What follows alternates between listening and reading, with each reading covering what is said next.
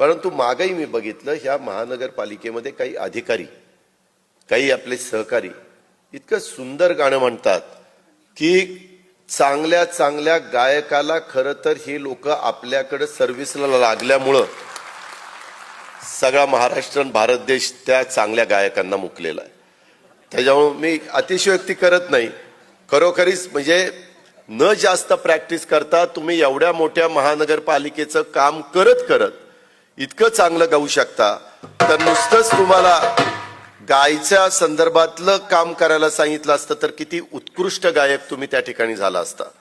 म्हणजे मग सुरेश वाडकरच्याही पोटावर कदाचित पाय आला असता आणि इतर पण माझ्या सहकाऱ्यांना त्याच्यातनं वाईट वाटलं असतं. मित्रांनो, ह्याच्यातल्या गमतीचा भाग तुम्ही बाजूला करा, परंतु मी मगाशी तो ड्रायव्हर पण त्या ठिकाणी गाणं गात होता, मी बघत होतो, तो थोडासा समोर बघायला टाळत होता. तो आपला इकडं बघायचा आणि त्याचं गाणं त्या ठिकाणी चालू होतं.